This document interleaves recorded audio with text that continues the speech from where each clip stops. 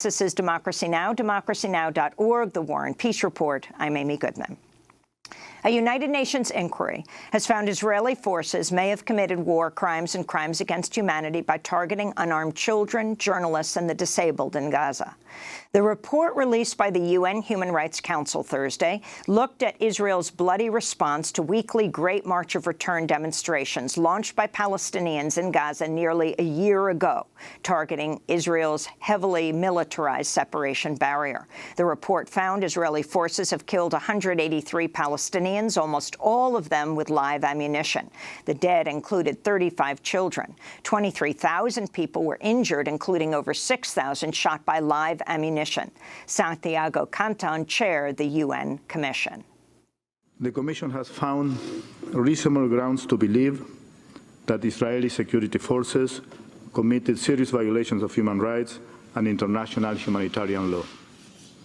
These violations clearly warrant criminal investigation and prosecution, and we call on Israel to conduct meaningful investigations into these serious violations and to provide timely justice and reparations for those killed and injured. Another member of the UN Independent Commission, Sarah Hussein, described how Israeli forces targeted civilians and journalists in Gaza. We are saying that they have intentionally shot children, they've intentionally shot people with disabilities, they've intentionally shot journalists, knowing them to be children, people with disabilities and journalists. Some of the children, not all of the children are visibly children perhaps, but many of them are, as Commissioner Murungi just said. The journalists were all marked with press vests that we investigated, and the people with disabilities, as I said, a double amputee in a wheelchair, a person using crutches, they were visibly that, and they're being shot at by snipers who also have spotters available with them, who have very high-level technology available to see who's out there in the field. The UN report called on nations to arrest, quote, persons alleged to have committed or ordered to have committed the international crimes, unquote, or to seek their extradition. The UN also demanded Israel immediately lift the blockade on Gaza. Israel's acting foreign minister dismissed the report as theater of the absurd. However, grieving Palestinians welcomed the report, including Rayada Ayub, whose teenage son Mohammed was killed during the Gaza protests. We are happy that someone is supporting Gaza's children, and we are happy that they are supporting us to defend Gaza's children and youth in Gaza against the crimes committed by the occupation. The UN report was issued Thursday. The same day, Israel's Attorney General announced Israeli Prime Minister Benjamin Netanyahu is facing an indictment on charges of bribery, fraud, and breach of trust. For more, we're joined by two guests. Sarah Hussein is a member of the UN Independent Commission that led the Gaza investigation. She's also a barrister practicing in the Supreme Court of Bangladesh. She joins us from Dhaka, Bangladesh. And here in New York, scholar Norman Finkelstein, author of many books, including Gaza, an inquest into its martyrdom. We welcome you both to Democracy Now! Sarah Hussein, let's begin with you. Tell us about the most significant findings of your report and how this report came into being.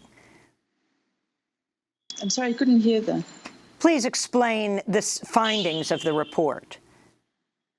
Sure. I mean, this report was commissioned as basis of a resolution by the Human Rights Council. And accordingly, we've conducted investigations for about 6 months now with trained investigators and a team of experts. I should mention we haven't been given access to Gaza or to Israel, which obviously has hampered us quite considerably. But nevertheless, we have been able to interview witnesses. We have been able to interview many victims as well, some in person and some remotely. We've also been able to gather an extraordinary amount of documentary material, including video and drone footage, social media content, as well as all of the affidavits and other testimonies. So based on that, we've come to our assessment. And talk about the most significant findings. The most significant, I think, is just the number of killings and the numbers of injuries. There are 183 Palestinians who've been killed in the course of the period that we have investigated, which is from the 30th of March to the 31st of December. As you know, the demonstrations are continuing and killings and injuries have continued to be reported, but we've just covered this particular period. We also found, as you said, over 6,000 injuries, 2 Palestinians caused by live fire.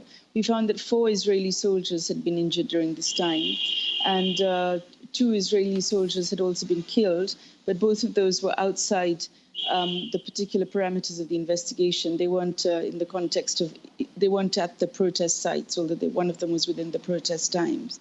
And I think amongst the numbers of killings, what we also found, which was a great concern, was the fact that protected groups who are protected categories in international law, protected persons such as children, people with disabilities, and also health workers and journalists were amongst those who were both killed and injured in large numbers.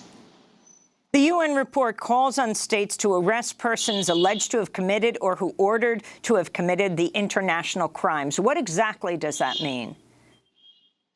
Well, our investigation is done according to the standard of reasonable grounds to believe. It's not a criminal investigation. We have made some preliminary findings based on the facts as we found them, and applying international human rights law and international humanitarian law where that was relevant, given that we're speaking about the context of an occupation and in the context, in certain contexts, the conduct of hostilities.